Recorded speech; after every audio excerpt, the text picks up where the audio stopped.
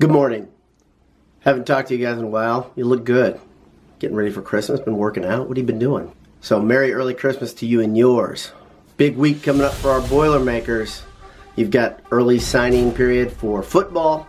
You've got Purdue versus Notre Dame downtown Indianapolis. A big weekend for recruit hosting in God's country. And of course the football team is getting ready to play in the Music City Bowl. Let's talk about it. Today's Quickcast is brought to you by Martin Vintage.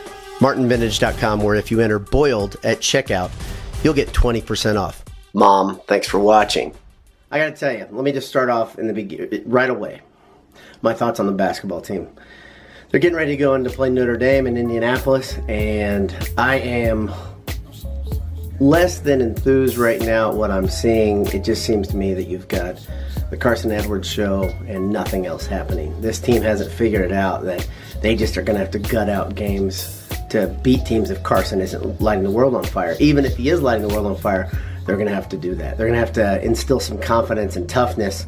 Confidence in the ability for guys to score out so that aren't Carson Edwards, and then some toughness. They showed it versus Maryland. They showed a mental toughness where they kept fighting, and they had a couple really, really big defensive stoppers. But looking at that game, I'm not so sure it wasn't just Maryland kind of showing itself as a team that doesn't make really good decisions, especially at this point in the season. The problem that Purdue has is they've beaten one ranked team. That ranked team was marginally ranked. The rest of the team, the rest of the year, they are going to be playing lots of ranked teams. So to have any shot at getting to the NCAA tournament, they're going to have to start getting it in gear and playing well to beat teams that are playing at a higher level. Granted, there are a couple of ranked teams that are in this group that I just don't get why they're ranked as high they are. Some of the Big Ten teams that are ranked coming up. That said, they're still ranked, they're still decent, they're better than a lot of the teams that they've beaten, that Purdue's beaten this year. Purdue has a couple more patsies before entering the Big Ten versus Iowa. When they host Iowa, it's the first real Big Ten game. I know they already played a couple, but, the stupid schedule. Saturday's a big deal. Beating Notre Dame would be a big deal because it'd be big for their confidence. Good for the fans to see Purdue show a little life in Indianapolis. I don't feel great about it. I hate this event. I know Purdue's gone 2 straight wins after just tons of ineptitude, but it's a big game. Next up, early signing period. It doesn't look like Purdue's going to get their apple of their eye in early signing period. A lot of Purdue fans are hoping that David Bell would have signed December 19th, but he's going to announce in the All-American game what he's going to do. It seems like he's a heavy Purdue lean, so that's great news, and he's a big difference maker. This kid's legit. He didn't win Mr. Football in the state of Indiana. It's ridiculous. He's Gatorade Offensive Player of the Year, I think, nationally. But in the state of Indiana, the football powerhouse that is the state of Indiana, a kid that chooses Notre Dame gets the award. Shocker, huh? A 1A kid. I know the guy's good. He plays both ways, and he's put up big stats. But David Bell is eye-poppingly good. And by any metric, he's good. His stats are good. The competition that he plays is obviously better than a kid that plays 1A. He's showing that he's the real deal. That's his Twitter handle, I think. Just a robbery that he didn't get Mr. Football. Practice is underway, well underway for the Music City Bowl. The videos that I've watched on Golden Black, check out Golden Black, of course. They know their stuff. But the videos that I've seen are pretty cool because everybody's mood seems light. The guys are taking it seriously. They're working hard, but they seem light. Guys are recovering, getting off of injuries. There's a lot of good news on that front. Guys getting in the rotation.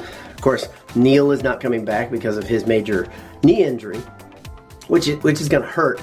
But they're doing some things. They're shifting. It looks like Purdue will be a much more lean defensive front. I mean, they have to be without Neal. Neal's such a big presence, big body, powerful guy. So they're moving Revere to the inside.